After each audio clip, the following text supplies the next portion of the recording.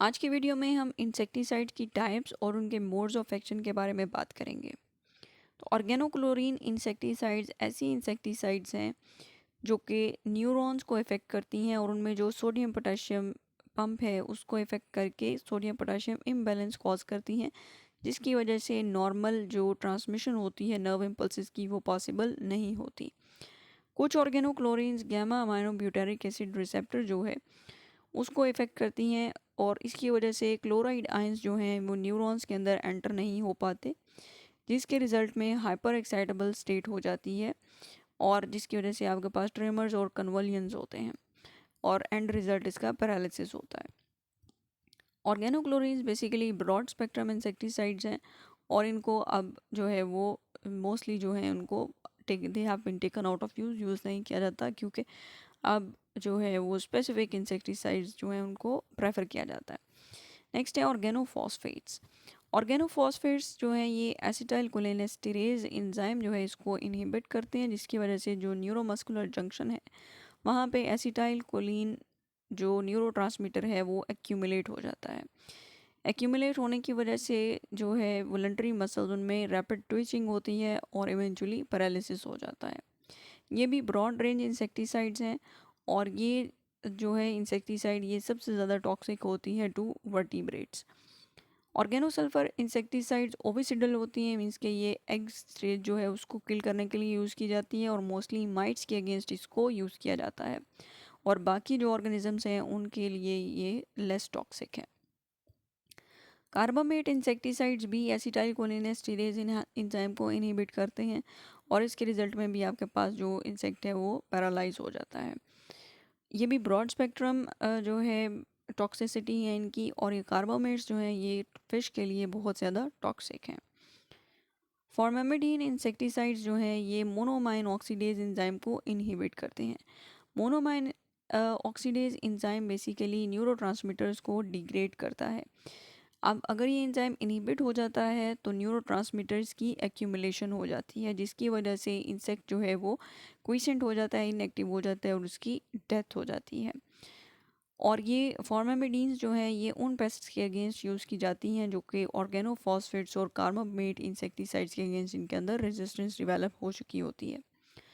डाइनाइट्रोफिनोल्स insecticides जो हैं ये ऑक्सीडेटिव फॉस्फोराइलेशन का जो प्रोसेस है उसमें जो अनकपलिंग होती है अनकपलिंग कपलिंग कर देते हैं या उसको इनहिबिट कर देते हैं, जिसकी वजह से एटीपी की प्रोडक्शन नहीं हो पाती और डाइनाइट्रोफिनोल्स की तमाम टाइप्स जो हैं ये अब यूज़ नहीं की जाती। ऑर्गेनोटिन इंसेक्टिसाइड्स जो हैं ये भी फॉस्फोराइलेशन का जो प्रोसेस है उसको इनहिबिट करती हैं, लेकिन स्पेसिफिकली जो डाइनाइट्रोफिनोल कप अनकपलिंग है उस साइड पे, और इसकी वजह से भी एटीपी की फॉर्मेशन नहीं होती।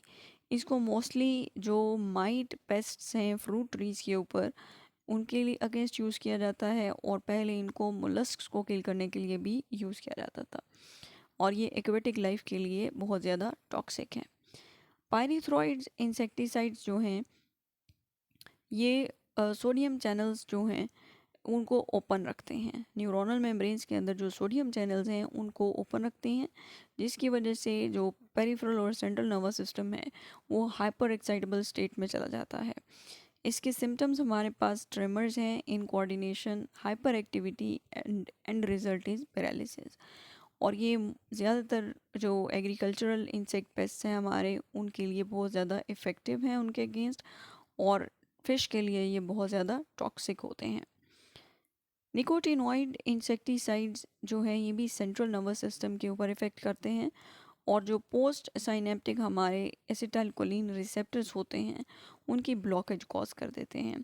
इसकी वजह से इसको हम sucking insects, soil insects, white flies, termites, turf insects, Colorado potato beetle इनको कंट्रोल करने के लिए यूज़ करते हैं। टर्फ इंसेक्ट्स ऐसे इंसेक्ट्स होते हैं जो कि ग्रास की जो लेयर होती है, ग्रास सॉइल, वो लेयर जहाँ पे सॉइल जो है वो इन टच होती है विद द ग्रास, उस लेयर के अंदर जो इंसेक्ट्स होते हैं उनको हम टर्फ इंसेक्ट्स कहते हैं। उनको कंट्रोल करने के लिए भी इसको यूज़ किया जाता है। मैमल्स, बर्ड्स और फिशेस जो हैं उन उनके ऊपर इनका बहुत कम effective means these are less toxic to all these but these are toxic to insects. Spinosyn insecticide जो हैं ये एसिटाइल कोलिन की जो बाइंडिंग है एसिटाइल कोलिन रिसेप्टर्स के साथ पोस्ट साइनेप्टिक सेल के ऊपर जो रिसेप्टर्स होते हैं उनके साथ एसिटाइल कोलिन की जो बाइंडिंग है उसको इफ़ेक्ट करते हैं, वो बाइंड नहीं होने देते उसको ब्लॉक कर देते हैं। और इसको हम caterpillars, lepidoptera larvae, leaf miners, thrips और टर्माइट्स के अगेंस्ट जो है वो यूज़ कर सकते हैं। और it's high regarded for its high level of specificity. ठीक है, ये बहुत ज़्यादा स्पेसिफिक होते हैं और इसलिए दूसरे जो ऑर्गेनिजम्स हैं उनके ऊपर इनके कोई खास टॉक्सिक इफेक्ट्स नहीं होते। नेक्स्ट है पायराजोल इंसेक्टिसाइड्स। ये माइटोकॉन्ड्रियल इलेक्ट्रॉन ट्रांसपोर्ट चेन को इनहिबिट करती हैं किस साइट पे? At NADH coenzyme Q reductase. ठीक है, ये जो एंजाइम है इसको इनहिबिट करती है जिसकी वजह से ATP की फॉर्मेशन जो है वो डिसरप्ट हो जाती है। इसको हम सिल्ला, एफिड्स, वाइट फ्लाई और थ्रिप्स के अगेंस्ट इफ़ेक्टिवली यूज़ कर सकते हैं। और इसकी जो रिज़ल्ट्स हैं मींस के इसकी टॉक्सिसिटी को चेक किया गया against on clams, oysters, fish. ठीक है, इनके ऊपर जो है इनके कोई भी इफ़ेक्ट्स नहीं हैं, टॉक्सिक इफ़ेक्ट्स नहीं देखे गए। और श्रिम्प जो है इनके ऊपर थोड़े बहुत जो है वो टॉक्सिक इफ़ेक्ट्स देखे गए हैं। नेक्स्ट है पायरिडाजिनोन्स। ये इंसेक्टिसाइड जो है ये भी माइटोकॉन्ड्रियल इलेक्ट्रॉन ट्रांसपोर्ट चेन जो है इसको इंटरप्ट करते हैं। और ये मेनली जो है ये माइटिसाइड है, माइट्स को किल करने के लिए यूज़ किया जाता है।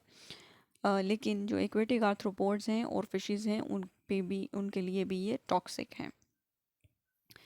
फ्यूमिगेंट इंसेक्टिसाइड्स बेसिकली नारकोटिक्स हैं। नारकोटिक्स ऐसे ड्रग्स होते हैं जो कि डिजीनेस या अनकॉन्शियसनेस जो है वो कॉज करते हैं। ये क्या करते हैं कि जो लिपिड कंटेनिंग टिश्यूज़ होते हैं उनकी डिसलॉजमेंट करवाते हैं और इंड्यूस करवाते हैं नारकोसिस। नारकोसिस मीन्स के स्लीपी स्टेट और स्लीप और अनकॉन्शियसनेस। और paste affected depends on particular compound कि आप कौन सा कंपाउंड जो है उसको यूज़ कर रहे हैं। नेक्स्ट है इनऑर्गेनिक्स। इनऑर्गेनिक इंसेक्टिसाइड्स जो हैं इनका एक्शन डिपेंड कर रहा होता है कि आप कौन सा type of inorganic insecticide use कर रहे हैं। ठीक है, फॉर एग्जांपल कुछ जो हैं ये ऑक्सीडेटिव फॉस्फोराइलेशन के प्रोसेस की अनकपलिंग करते हैं जैसे कि आर्सेनिकल्स हैं। कुछ जो हैं वो एनर्जी प्रोडक्शन में जो एंजाइम्स हैं उनको इनहिबिट कर रहे हैं या डेसिकेंट्स के तौर पे काम कर रहे हैं। जो कंपाउंड आप यूज़ कर रहे हैं वो डिपेंड कर रहा है कि कौन से पेस्ट ग्रुप के लिए आप यूज़ कर सकते हैं। मिसाल के तौर पे माइट्स जो हैं उनके लिए आप सल्फ़र यूज़ करते हैं और कॉकरोचेस के लिए बोरिक एसिड यूज़ किया जाता है। नेक्स्ट है बायोरेशनल इंसेक्टिसाइड्स। ये इनको हम जो है ग्रुपिंग कर सकते हैं बायोकेमिकल्स जो हैं इनमें हमारे पास हार्मोन्स हैं, एंजाइम्स हैं, फेरोमोन्स हैं, नेचुरल एजेंट्स हैं जैसे कि ग्रोथ रेगुलेटर्स हैं। नेक्स्ट है microbials, viruses, bacteria, fungi, protozoans या जो नेमाटोड्स हैं ये आपके पास आएंगे माइक्रोबियल्स के अंदर। और कुछ जो हैं वो अट्रैक्टेंट्स, ग्रोथ रेगुलेटर्स या एंडोटॉक्सिन्स के तौर पे एक्ट करेंगे। और ये जो नॉन टारगेट स्पीशीज़ होती हैं उनके लिए ये लेस टॉक्सिक होते हैं। नेक्स्ट बेंजोइल यूरियाज़ हैं। बेंजोइल यूरियाज़ जो हैं ये बेसिकली इंसेक्ट ग्रोथ रेगुलेटर्स होते हैं। ठीक है, मीन्स कि ये जो आपके पास काइटिन सिंथेसिस होती है आफ्टर मोल्टिंग उसको इंटरफेयर करते हैं। और ये कैटरपिलर्स और बीटल लार्वी जो है उनको कंट्रोल करने के लिए यूज़ किया जाता है। It is also registered for Gypsy moth and mushroom fly.